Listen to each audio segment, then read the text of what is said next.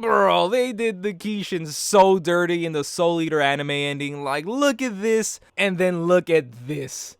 They did him so bad, and this is why you have to read the manga. Heyo guys, it's Dinky here. So this is going to be a spoil-filled discussion of the Soul Eater manga. So if you don't want to hear any spoilies, you have been warned. And I'm going to be hyping up this manga because more people need to read it, especially the people that were disappointed by the anime. But I will be critical because nothing in this world is perfect except you, and especially you. And I know that this video is really long if you've seen the timestamp, and I just want to say before we start this, don't forget to like the video. I did spend a lot of time making this video, and also subscribe. Help me get to 1,000 subscribers so I myself can become a death weapon.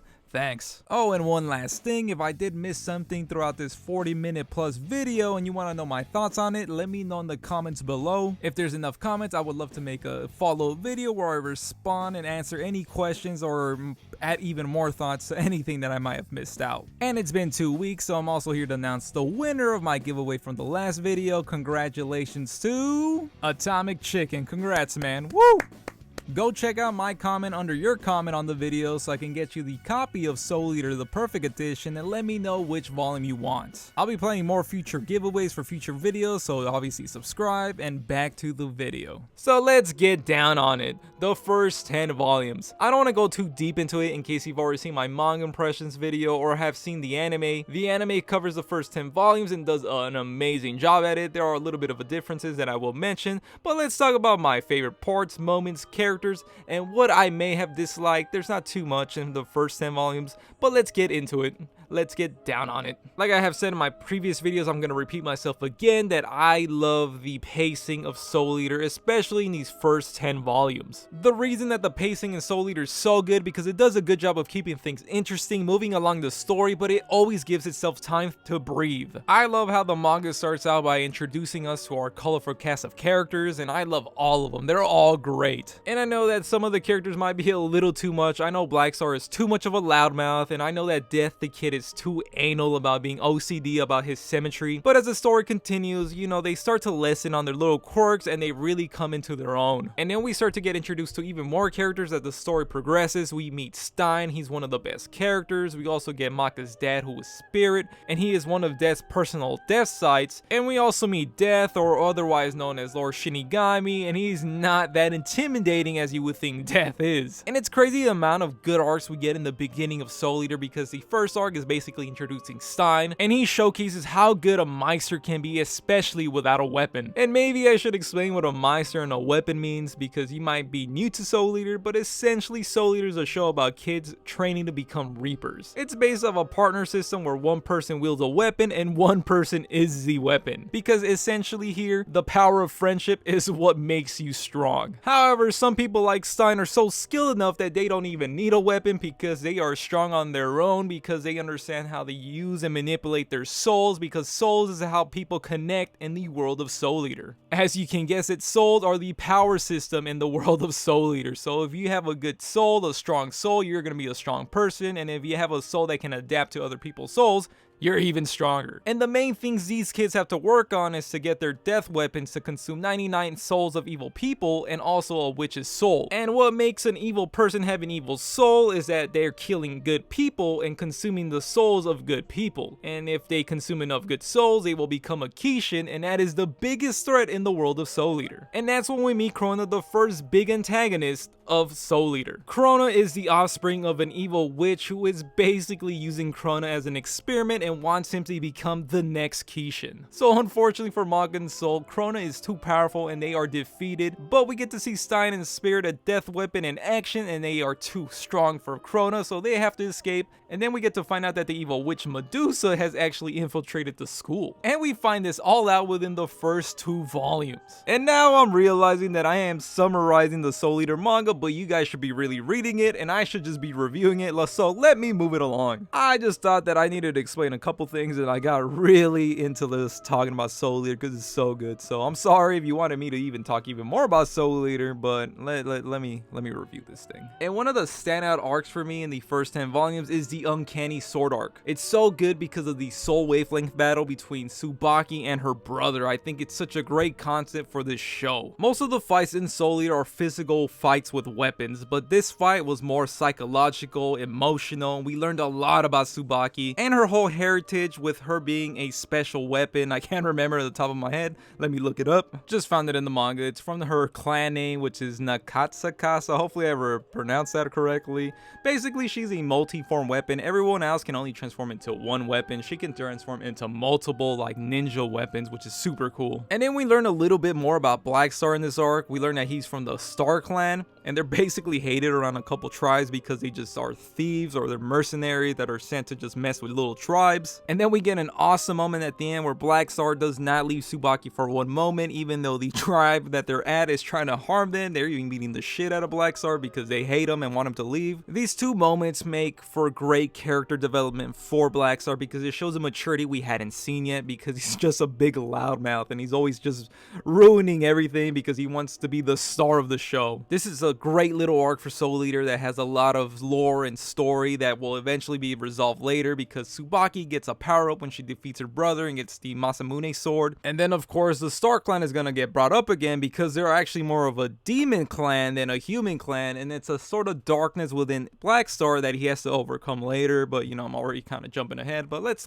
keep moving along. I'm probably skipping a lot, but one of my other favorite moments in the first 10 volumes is of course the battle to the death at the DWMA celebration. In this arc, the witch Medusa shows her fangs and unleashes a Kishin that has been hidden away in the basement of the DWMA. And I know I feel like I don't need to add anything. Everyone knows that this arc is great. Anyone that's watched the anime or read the manga love this, because I don't know, this feels like a great moment in the story because the heroes basically fail and lose. And now we have the threat of the Kishin that they've been talking so much about has been unleashed, so we get to actually see and experience what this threat is. So many great moments sprinkled throughout. We have the rematch between Manga and Crona. We also get Stein fight Medusa, and anytime Stein is involved, it's a treat. And then we get a glimpse of how strong Lord Shinigami is when he fights the Kishin and tries to stop him from escaping. But sadly, since his soul is tied to Death City, he has a barrier of how far he can go out, and of course the Kishin is allowed to escape. But we all know how great this arc is. And then we also finally get Crona to join our group, and then we get even more great moments after that, because I like Crona. I like the dynamic of this little depressed, you know, is it a boy or a girl? I'm not even sure, but I love it when he comes along. He just adds another dynamic to this great group. And since the Kishin has been unleashed, madness is going around the world.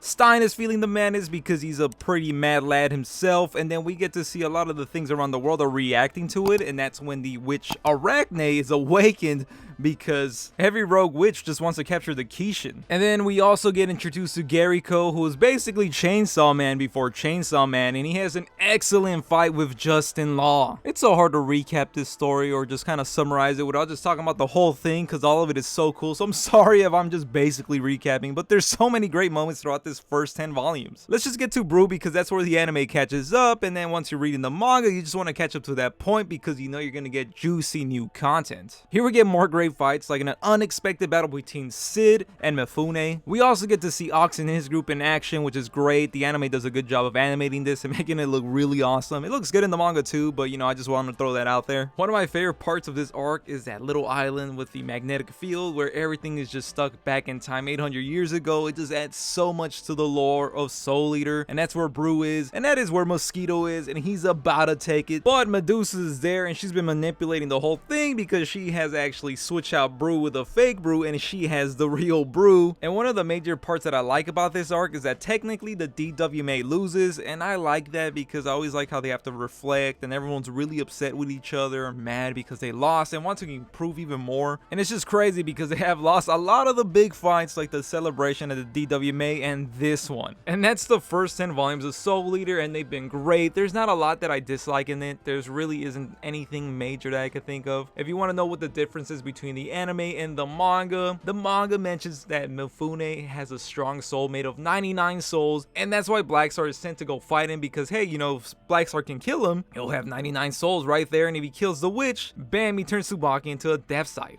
And another difference is that in the anime, they call the evil souls Kishin eggs, but in actuality, they're just evil souls in the manga. One big difference here is that in the anime, you can see anybody, just anybody can eat souls, but in the manga, only weapons can eat souls. I personally don't think that it's a big deal or that big of a mix-up. I'm not gonna sit here and be like, oh, the anime is so stupid for that. But they do actually correct this when they're talking about the Kishin Ashura. When they're talking about how Ashura was swallowing the souls of innocent people, they mention how could he do that if he's just human, but in actuality he had swallowed his weapon partner. But other than that, in my notes, I don't remember anything else that was too different from manga to anime. So far the anime did a great job of adapting these first 10 volumes. But now we're gonna go into spoily territory. If you don't want to get spoiled by these spoilies, I mean, you know, that's the whole discussion, but you know, this is your final warning right here. But now we're gonna get to the investigation at the DWMA, because I think I forgot to mention it. Crona actually infected Stein with even more madness, so they want to investigate who did this, why this happened, how did this happen, and we get a new character, BJ Putataki, which we actually get to see in the anime, but is not anywhere similar to the character that we get in the manga. This is a great way to kickstart this new content that we never got in the anime. BJ is an investigator. He can actually interrogate you and know if you're lying or not because he has such great soul perception. And then BJ does confirm in fact that there is a traitor at the DWMA. But not only that, we also have Medusa still hanging around in Death City and then still manipulating Crona, and guess who happens to catch a glimpse of this? Our poor Maka. She gets to see poor Crona get once again manipulated by Medusa. And then we get to find out that BJ actually used to date Marie, and they're trying to reconcile, and then she, you know, promised to go out that same night, and that's when you know, oh god, something's gonna go wrong.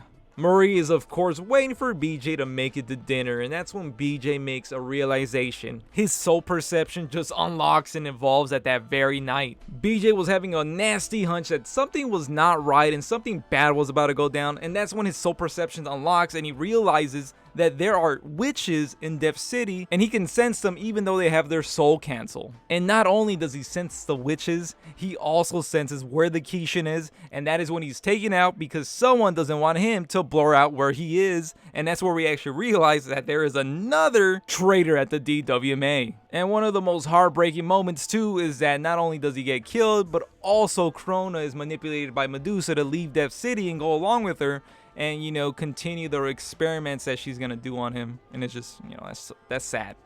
I just love this little mini arc because it just expands the story in Soul Eater, expands the world of Soul Eater, and then there's just so much happening. It just adds even more mystery because who are the extra witches that he sends? Where is the Kishin? What is Medusa up to? And what's gonna happen to poor Crona, you know? And one big major thing that I am forgetting to mention is that when BJ is found to be dead, Stein is falsely accused of murdering him. Sid and Spirit both confront him about it and try to, you know, take him in, but they also don't believe that Stein could do it because they're friends, and there's no way that Stein could do such a thing or wants to believe that he can't do such a thing. And Stein wants to clear his own name, so Sid and Spirit turn their face, you know, not looking, like, all right, man, if you want to go and figure out who it was, we'll just say that you escaped because you're strong, bro. We can't stop you. This little mini arc just has so many things going for it, and it's one of the things that even got me so much more interested in Soul Eater, and it made me think, why did I not start reading Soul Eater sooner? The next arc to come along is actually the clown arc, and it's funny because the anime actually covers the clown, but it's way more different than what is actually in the manga, and I keep saying that, but you know, the anime had an idea of where the manga was kind of going, but they still didn't have enough source material, and this is one of the biggest differences right here. In the anime, Death the Kid is actually on his way to retrieve another demon tool just like Brew, and they have clowns there that actually protect the demon tool, but the clowns are not anything like in the manga. They're actually just like robots or something man-made to protect the weapon or the tool, I mean. In the manga, it's actually Maka who confronts the clown first because she has to investigate this building and because there's been people disappearing, and that's where we get to see the clown for the first time. The clown is actually kind enough to introduce itself and explains that it's not a man-made product, it's not a robot of any sort, arcs is actually madness incarnate. There's so much madness in the world that there's actually an evil representation of a clown from all that madness, and it's kind of similar to what Pennywise is in the book It or the movie It. It's kind of very similar actually. It's just an evil representation. It could take forms, and it's this clown. I really like this battle between Manga and the clown because it's not more of a physical fight, but a soul-focused fight. The clown, just like the Joker, is doing its best to drive Manga into the madness, but Maka's soul is too strong for that. We get to see how much doubt Maka sometimes has in herself and how she grew up, and we learn some cool info about how Black Star was actually brought into the DWMA the same day that Maka was born, and Maka actually kind of looked up to him and thought he was cool. I really like information like this because it makes you love these characters and believe that they're more real. But yeah, I thought this was a great battle for Maka, and then we also have Blair in the background fighting the conductor from earlier arcs. That was really fun, but one of the biggest things that happened at the end of the arc is that we find out that Kim was the extra witch that BJ was able to recognize once he could actually sense any soul, even through soul cancel. And now the DWMA is in a tough situation because they don't know what Kim's intentions are. Is she a bad witch? Is she a good witch? Like, what's going on here? So the DWMA wants to take precautions and want to bring her in to interrogate, but they kind of do it forcefully, and Kim catches on, so she runs away with her partner Jacqueline, and yeah, they run away, and it just kind of sucks because everyone's really confused about it, and she's put in a bad situation because she thinks that no one likes her anymore. And of course, Mosquito happens to be where Kim is and brings her over to, you know, Arachne's team, and that just becomes a whole new scenario. I like this plot thread because it brings up the discussion, is the DWMA maybe okay with certain witches? Because they did want to believe that Kim did not have bad intentions, but they also want to be safe because they are witches and they can't just trust all witches. And of course, all her friends and teachers were giving her the benefit of the doubt and wanted to give her a chance to, you know, clear it out herself, but they weren't able to get that chance yet, so they're just left there thinking, man, what is going on here? Everything has gone crazy and just wrong ever since the Kishin got away, you know? And even worse, Medusa is back in Death City and she has a plan.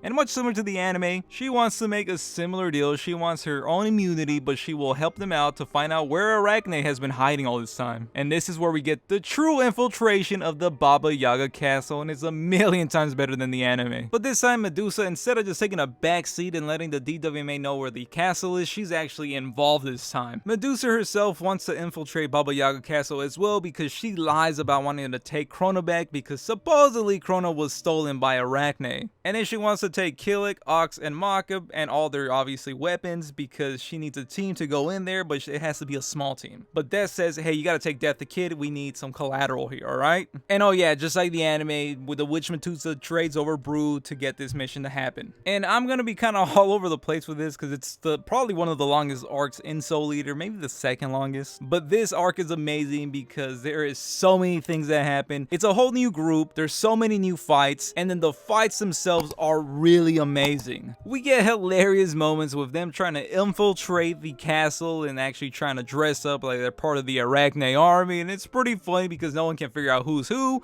and then the interactions with certain, you know, Arachne actual, you know, the big heads is pretty funny. But once the plan goes in motion, that's when the action does, and that is the best part about the whole arc because there are so many people involved. And then we get a surprise cameo because you knew who was missing from the beginning of the arc, right? Black Star. Black Star makes his big entrance.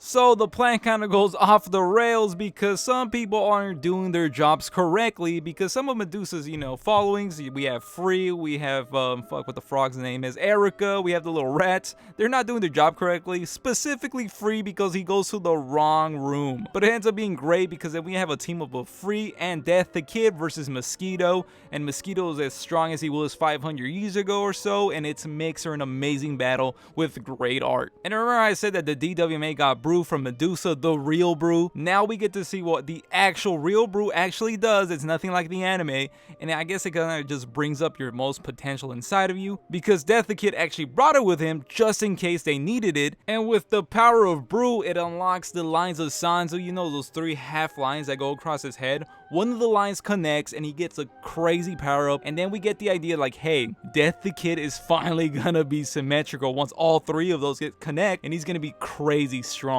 But then Mosquito just ends up being too much because he can get even younger and even stronger, which is crazy, but then that gets interrupted by, I guess I'll just call him a wild card at this point because we had never heard of this character before, and he's being referred to as Avon, but he's not the real Avon. But he just kind of cleans up that fight. He takes Mosquito out and then kidnaps Death the Kid. Yeah, this wild card is strong. And then we have another side mission where Big Boss Ox is on his way to save Kim. And Kim has been manipulated by the demon tool, the manipulation chair, I forgot what it was actually called. But she's evil now and she is not taking shit from anybody, but Ox finds a way and turns her back because deep down she's not a bad witch, she is a good one. I tell you, I live for these little moments because it just adds so much more to the characters and that's why you love this cast. But the biggest part of the infiltration of the Baba Yaga's Castle is the biggest highlight, and I can't get over it. It's Black Star vs Mifune Part 3. And while we did get that third rematch in the anime versus Black Star and Mifune, it was a cool fight, don't get me wrong, but after seeing and reading it in the manga, it just does not compare because it is amazing in this arc. Black Star has unlocked Tsubaki's other modes and he can master them now, and then the art style is amazing, and then just how into Mifune and Black Star get makes this probably one of the best fights in the manga and also anime and manga because it's amazing. I just love the art style here, it's so good. The day that this fight gets animated, I swear it's gonna be trending because it's gonna look amazing. I don't know if the conclusion of the fight is polarizing against Soul Eater fans, you let me know in the comments, but you know, of course Black Star finally wins this fight, but he also defeats Mifune, but not only defeats it, Mifune dies. It's not like in the anime where they're just like, come on Mifune, come kick it with us at the DWMA, we can use you. No, he dies. I'm on the side that maybe it was too soon for Mifune to die because he's an amazing character and had amazing fights, but this makes for amazing character development for Black Star because he changes after this and he just becomes a better character. And then one that I was just a little underwhelmed with is just Maka versus Arachne. I don't think it's a bad fight. It has an amazing, you know, fight where it's just the souls and fighting against the madness. And then Maka has an amazing moment where she transforms and she has a new like death scythe move, but I just think at the end of the day defeating Arachne was just a bit too easy. Just a bit too easy, and it was just kind of like, I'm not sure I like that. I don't know. I'm just conflicted by the end of it because I was enjoying it. I love the transformation. It was just, she went down too easily. It was just too easy. It could just be me just once again. Let me know in the comments what you guys thought that read it, but I just think for me, it was the only part of the whole raid, the whole infiltration. I keep saying raid. I'm a big One Piece fan. That I was just kind of like a little underwhelmed by. But the one thing that I really liked about the ending of the arc was that they kind of won, but they also kind of lost. They defeated the witch Arachne, so that means Maka and Soul actually have a witch's soul now. They got Kim back. They also got a souped up Black Star now, but at the end of the day, they forgot that the witch Medusa was of course gonna have a plan of her own, and she stole Arachne's body, and now she has a strong, powerful body now. And then, oh yeah, Death the Kid got kidnapped. You win some, you lose some. You can't win them all, and it's not always a complete victory. Hey, let's just look at the bright side because we finally get to see a Death Scythe be born because Soul, if they just do a fast forward,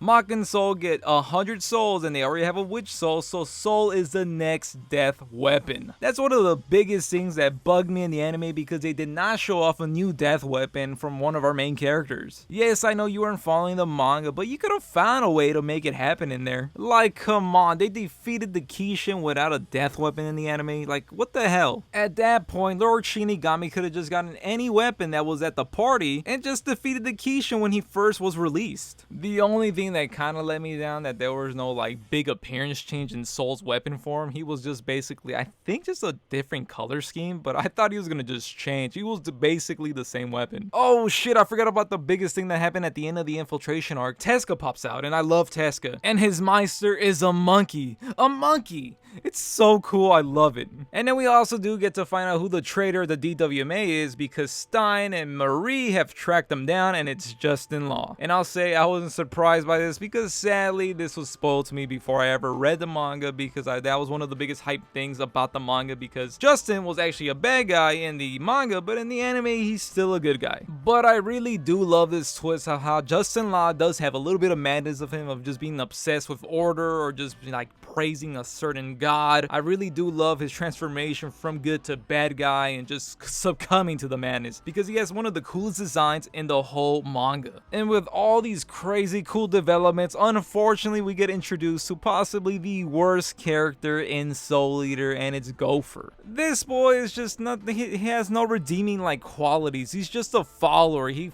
follows Noah, he's obsessed with him. and then he's just kind of an annoying character. There's nothing really to like about him. I think it's the one miss that Okubo has in the manga. But let's forget about Gopher and think about the cool stuff, and some of the more cool stuff is that we get to see what the witch Medusa is up to. She is further experimenting her black blood, and she's also experimenting with the clowns and mixing the black blood with the clowns, and the world of Soul Eater is just losing all control to the madness because the witch Medusa is not helping, man. She is contributing to even more madness. That is her whole plan. Just let the madness unleash. And the stronger the black blood gets, the stronger that Crona gets, because we finally get to see Crona, and watch out Zoro, we have a new master of the 3-sword style. Crona is just a beast now because Crona can fight a Death Scythe and a Death Scythe master. And it's not a Death Scythe, it's actually a Death Cannon. It's a pretty cool fight. I do love to see these different weapons. But not only is Crona a master of the 3-sword style, he has crazy control of its black blood, and it has new abilities, and it's just basically to consume everything, even a whole town. And while Crona is still this powerful, Crona is still not strong enough to fight Black Star because Black Star is a different animal and the same beast. It's gotta be one of the strangest power skills in the whole show because that just shows how strong Black Star is, that Crona could take down a whole death weapon, but he cannot take down Black Star. But let's not forget to go on to the next arc in Soul Eater, which is one of their bigger arcs, and it's the Book of Avon arc where they go rescue Death the Kid. So the Book of Avon arc, or also known as the Salvage arc, is actually a really hard arc for me to review because I'm kind of in the middle of it. I still think it's a good arc, but I do feel also underwhelmed with this one because there are some negatives for me. The Maka versus Gariko fight was actually really cool. I really love Gariko as a character because his fights are awesome, and like I said, he was the original Chainsaw Man, and seeing it in the anime was great, and the art translates into the manga because they are some cool fights. And then I guess it depends if you like Gariko's personality, I guess, or his character traits. I know he's kind of a dick, but he's also very intimidating. He's one of the few death weapons that could fight without a Meister, and he is really strong, and like I said, his fights are just great. He's a super violent guy and very emotional, and he's so mad at Maka for killing Arachne, the only reason he's been alive for, that he's so crazy to just kill her that insane wanting to kill Maka is actually killing him. His bloodlust and just intention to kill is so strong that even his soul can't handle it. It's just too much and it's about to explode. On one end, I really do like that they explore this during the battles because souls are the battle system in Soul Eater. You know, what's good for the soul is good for the soul, and what's bad for the soul is really bad for yourself and your health and your life. But the only bad thing was that I just didn't like it that was the conclusion for the fight for Maka, and this was a really hard battle for her and Soul, but it ended like kind of underwhelming because it felt not deserved because basically Gariko defeated himself and then they just went in for the kill afterwards, you know? Gariko just basically went AFK and Maka took the shot. But there was still great moments in the fight, especially when Soul was defending Maka because Maka was really doubting herself, and Soul, as the cool guy he is always protecting his Meister. But unfortunately, Soul is not very strong fighting solo, but still you respect the attempt. But definitely the best part of the arc is when they explore the Book of Avon because they basically explore the 7 deadly sins. We get to see our favorite characters struggle with all these sins because, you know, sins are so tempting, and then the best part is seeing them get gender swapped. Not only is Black Star best boy, he is also best girl. And not only does Okubo know his readers really well because Blair is there, and Blair is still hot as a dude. I'm not ashamed to admit it. Not only that, but the moments with Death the Kid when he meets this giant black mass who ends up being one of the warlords, one of the original 8 from Shinigami's gang, and they start discussing the order of the world, like the order of justice, the order of symmetry that, you know, Death the Kid always struggles with, because all of that will eventually lead you to madness. At least that's something what I took from the discussion, and I thought it was really cool because with too much order, it will drive any society to madness, and that's why what we really need is not just order, but balance. And who is better prepared to bring balance to the world but Death the Kid, who was obsessed with symmetry, which is essentially the balance of everything being equal. But for a moment there, Death the Kid loses himself to the madness, and Black Star has to come in and save him. Black Star also has his own obsession, the obsession of strength, but he is not easily swayed by the madness, and he kicks some sense back into Death the Kid. I tell you, we get some amazing character development in this arc. Like, we learned so much about our characters, like who is the horniest, and it ends up being Tsubaki. Yes, this was very important to bring up because it's very important information that everyone needs to know. So yeah,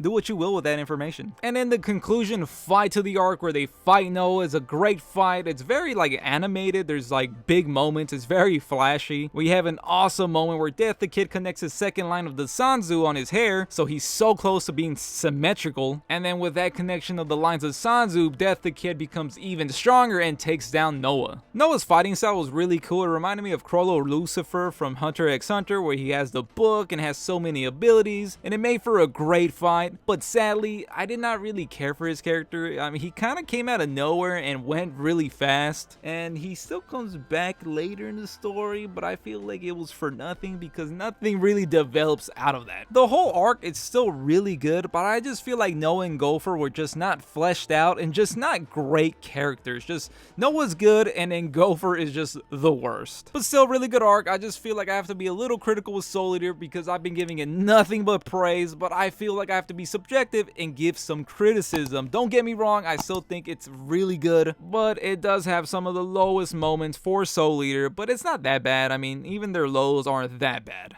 I just hope that my opinion doesn't get me crucified by the Soul Eater community, but if you disagree with me, let me know in the comments below. And before we move on into the final arc, or I guess the final saga of Soul Eater, we do have some big developments that I need to talk about. Tezuka confronts Justin Law over his betrayal of the DWMA, but Justin Law is accompanied by a clown, and he actually combines with the clown to make this new cool awesome form of just madness. It doesn't only just look cool because Justin Law is crazy strong with his new form and is a big trouble for Tezuka, but Tezuka is just emotional throughout the whole battle because he can't fathom why Justin Law will turn on his friends. But unfortunately for Justin, he is just a slave to the hierarchy of religion, I guess you could say, because he always has to follow and praise a god. And this time, he succumbed to the madness, so his god is the Kishin now. And that's it for him. Like, he's a bad guy. There's no turning back for him. He's gone. He's lost. But Justin infused with the clown ends up being too much for Tezuka because he's also missing his Meister partner, so he ultimately falls to Justin.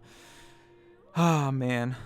And the next craziest event to happen is what happens between Crona and Medusa. This has to be the most insane moment in the manga for me because I did not expect this. I thought Medusa was going to be a big player in the endgame, and she still is, but I thought she was going to be involved in it. Medusa's experiment with Crona is going so good, it's almost close to perfection and completed. There's just one thing left. Medusa wants Crona to just be a killing machine and to bring madness to the world, and there's still one thing left. Poor Crona has already lost all the friends that he made at the DWMA thanks to the manipulation from Medusa, but there is still one last connection and bond that he has, and that is the love from his mother. If there even is love there, but you know, he has his mother. And before Crona is complete and cuts his final tie that he has with his mom, Medusa does the craziest thing ever and embraces him for the first time in his life, and he doesn't know how to handle it, and as Crona always does, he kills his mother. Medusa dies. This made for one of the most insane panels in the whole manga. It's one of my highlights. It's the craziest things. I didn't expect this to happen. This is insane. Kudos to Okubo for pulling this off because it was truly mad. Medusa is a crazy character because on one end, she does do a lot of child abuse to poor Crona, but on the other side, she makes for some of the most amazing moments in the manga. If we cut out the child abuse, Medusa is an amazing antagonist and one of the best villains in the story and a lot of manga actually. I know that's a lot of bias in that statement, but she was always involved. She always felt like she was a step ahead of our heroes, and she was always a menace. She was down for the cause and she died for the cause. She is insane. And now we've made it to the final arc, the final saga in Soul Eater, and it's to finally get to the Kishin, and we find out that the Kishin is on the moon, and that's insane too. Sucks for me because I actually knew about this before I started reading the manga because it got spoiled to me. But the crazy part for me is that the moon is not actually out in outer space, it's still in the atmosphere of the world of Soul Eater. And here we finally get to meet the rest of the death weapons and their meisters, and they all look really cool. But we also get to see Stein go along with Marie. We get another amazing moment where Stein just goes full madness mode and he is awesome. And they're stuck fighting Justin Law and an army of clowns. The army of clowns is the reason why Stein goes crazy with madness, and all the bystanders are claiming that Stein just gives off the aura of the Kishin because he's so crazy powerful now. And then it's not just like a random army of clowns. There are actually like 3 clowns that actually have their own personalities. Kaguya, I believe one is called White Rabbit, and the other is Moonlight, or the one that's shaped like the moon. All have interesting designs. Kaguya is the most interesting. I wonder how they'll pull it off if they ever make the anime, because she is very, very exhibitionist. I mean, they kind of did it with Dead Man Wonderland. I forget the name of the girl. They're kind of similar in design. I think they could pull it off. The War on the Moon is a crazy packed arc because there are so many people involved. There are so many fights going on. We even have Noah and Gopher making a comeback because they're also there for the Kishin. And then this endless waves of clowns just ends up being too much for art, meisters, and weapons. They figure out the perfect plan to stop all these waves of clowns, and that is to use Soul Cancel on the main clowns. You know, Kaguya, White Rabbit, and Moonlight. I keep saying Moonlight. I'm not sure if that's his name, but it's Moonlight for now. But the only group of people that know how to use Soul Cancel are witches, and unfortunately for the DWMA, witches just hate them. Well, I don't know, it's not like the DWMA sends kids out to just try to kill witches. So Shinigami-sama sends Death the Kid to go form an alliance with the witches, and they have to figure out a way to get to the witches because there is somewhere in the world that no one knows how to get to, only witches know. Well, it's a good thing that the DWMA has actually formed some friendships with a couple witches, and the way to get to the witches' realm is hilarious. Poor Kim has to shake her little booty to, you know, to open the gates, I guess. I love how the whole world is about to fall to madness, but in the middle of all of it, Kim's over here shaking some ass. I'm really trying to see Arachne open the gate to the witch realm, if you know what I'm saying. But yeah, Death the Kid somehow manages to get the witches on their side, even though once they get there, they fucking hate their guts. And another hilarious moment happens at the DWMA in the death room because the Shinigami is just waiting for something to happen to stop the war. And that's when an explosion happens at the DWMA, and he fucking flips it because he thinks that the witches are retaliating. Only to realize that the intruder was not the witches, but it was Excalibur. God, these moments can't get any better. But the witches come through and use their soul cancel on the clowns, and the army of clowns go down because there are no more unlimited waves of them. And I forgot to mention the battle of madness between Stein and Justin Law. They both have crazy awesome forms and are crazy powerful, but at the end of the day, Stein is too much for Justin, and Justin goes down. I like Justin Law though. He made for a great wild card with his turn to madness. And as the battle tides turn over to the DWMA, that's when Manga and Blackstar arrive on the moon, and they are crazy powerful now, and they're ready to help. Before this, they were hunting down Crona and trying to get Crona back, but Crona is too deep with the black blood, and even though Crona's not too sure about what he or she should do, he decides that he's just going to complete the mission and go capture the Kishin for himself. That's how Manga and Blackstar end up on the moon because their mission isn't over. But yes, this whole War on the Moon arc is just crazy fights and crazy good art because the art style is always amazing. Okubo's art from beginning to end just gets better and better and better. And as the battle continues, the final curtain rises because the Kishin has awoken. We had a couple parties trying to get to the Kishin first to stop him. We had Sid and I forget the other Meister with the death weapon, and we also had Noah who was actually sneaking through to capture the Kishin. But the madness is too much for everyone on the moon because it just goes rampant. Everyone starts to feel the effects of the madness, and while Noah is trying to capture the Kishin, here comes Crona out of nowhere to just clutch the win and both capture, or actually I mean consume, because he consumes Noah and the Kishin. And this is what I meant about Noah just being, you know, kept in the story for basically no reason. He doesn't get anything done. He's just there to be there. And since Crona has swallowed the Kishin, Crona has got another power up and is crazy powerful now. Crona ends up having a lot of crazy powers now. Like one of his powers is to actually sever the bond between a weapon and its Meister. So in the middle of the fight, Manga can't use soul, but guess who happens to be there? Manga's dad's spirits. I was about to say soul again. And then we finally get to see it. Manga wields her dad's spirit as a death scythe.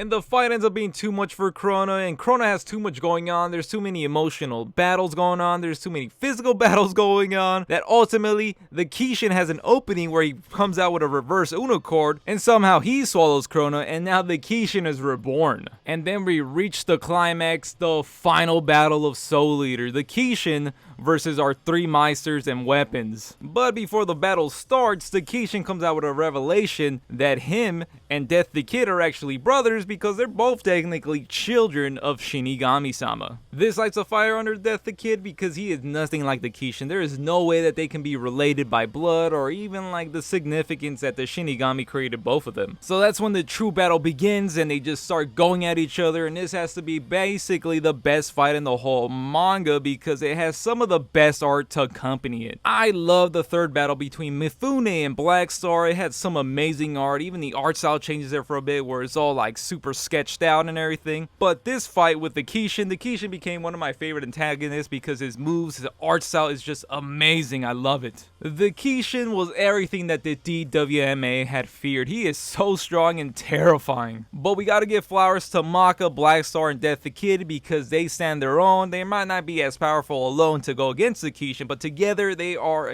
they're a good matchup. Black Star is such a demon during this fight because he is so powerful that even the Kishin recognizes it and was even terrified of him for a second. The Kishin even shatters Black Star's backbone, but he is so strong that he can hold himself up with just his muscles alone. Black Star is just ridiculous. And then Death the Kid finally gets fully symmetrical when all 3 lines of the Sanzu connect on his head, and now Death the Kid is worthy of the title of Shinigami-sama, but that means that our Shinigami-sama's time is up. Death the Kid is a man now, so the Shinigami can leave the realm because he knows that it will be in the good hands of Death the Kid. Everyone gets like a power-up in this final fight, even Maka. Maka goes full Black Blood mode and she gets a new crazy form too, and this way she can connect with Crona because that might be the key to defeating the Kishin. But she doesn't want to kill the Kishin because Crona's still in there and she still wants to save Crona, so she does the most logical thing and enters the Kishin. And this is where we find out that Crona was in there waiting for Maka to save him, and basically he understands that he's basically done some bad things and he couldn't go back with everybody. He also has the book of Avon and Brew on hand since he swallowed up Noah,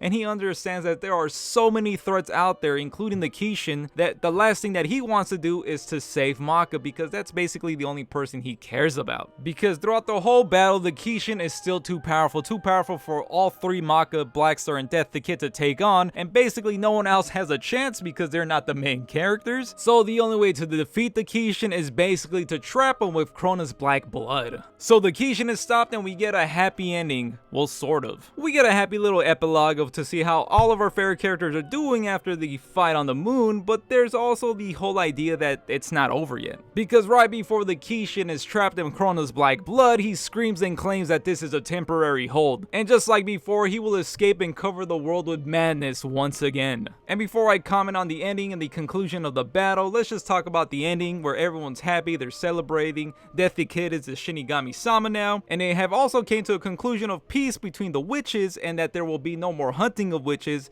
and that Soul will be the final death weapon to ever be created. So the ending to Soul Eater could be a bit polarizing because maybe not a lot of people like the way that it concluded. I know fans can be underwhelmed by the fact that the Kishin was not defeated. And I get that because I was also underwhelmed by some of the fights in Soul Eater. But for some reason here, I'm not that underwhelmed. I like the fact that it feels open-ended because I feel like Okubo might actually return to this story thanks to the ending of Fire Force. And of course, this would all go downhill if Okubo never returns to Soul Eater. I mean, he left so many notes or hints that they will return to the story because Black Star wants to train to get stronger to actually defeat the Kishin on his own. They talk about having to go up there and rescue Crona and get the moon back to normal. Some people can just say they're plot holes or plot threads that were never closed, but I like to think that maybe they might come back to it, and I blame it on my maybe me just being too optimistic that maybe the Fire Force ending means that they're trying to connect these worlds together and return to it, but still there's no proof that that's gonna happen and there's no way of confirming it. Even in the Fire Force ending, it does say that up next is Soul World, but that's not to confirm that it's more Soul Eater. Soul World could mean anything. It could just mean that the next part of the story is Soul Eater. Maybe it means that they're gonna be a prequel to Soul Eater, or maybe we will actually get a sequel to Soul Eater. We don't know. I think I'm just being way too over optimistic about the ending of Soul Eater, and even if they don't return to it and this is the true ending of Soul Eater, I am still happy with the end product because I enjoy the ride, man. You can let me know in the comments if you did not like the ending to Soul Eater. Let me know what you really think down there, but for me, I am just happy with everything about the manga. This manga has so much to love. It's so funny, has great art, great fights, and knows how to hit you emotionally. It's got so much going for it. I feel like a lot of people can read this and find something to love. I've said this in so many videos already. What are you waiting for? Read this manga. It is so underrated because the anime has kind of been forgotten, unfortunately. It feels like, at least, because no one talks about it and no one really talks about the manga. Seriously, it's crazy. We're like in a new era of anime because the classics from back in the day have just become kind of like hidden gems now. I mean, Gurren Lagann used to be one of the biggest anime back in the day, but I feel like it's underrated now because no one talks about it,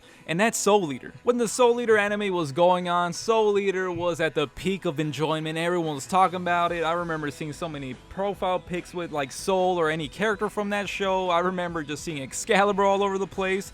I remember it being big. That's why I started watching it. It's crazy to think how popular it was when it was airing and how I think it's underrated now. I see so many top anime lists and also top manga lists, and I never see Soul Eater on those lists, or rarely. All I know is that everyone is missing out, and from here on out, I'm gonna be for sure recommending the Soul Eater manga to everyone that wants a new manga to read. So let me get my Fantano on. I'm gonna give this manga a light 9 or a strong 8. So now I'm gonna finish reading Fire Force because I'm impatient and I don't want to wait for season 3, and I want to see how like the world of Fire Force and Soul Eater connect. I have these questions in my head for Fire Force and I want to see if they get answered, so I am planning future videos concerning Fire Force and Fire Force with Soul Eater and their connection, so watch out for that. But thank you guys for watching this. If you liked the video, please still hit the video with a like. I know that this was a long one, so let me know in the comments, do you like this type of video? Also comment what are some of your favorite moments from the Soul Eater manga. And while you're at it, don't forget to hit the subscribe button and help me reach 1,000 subscribers so I can become a death weapon myself, and I hope to catch you guys on the next one. Thanks for watching, I appreciate you.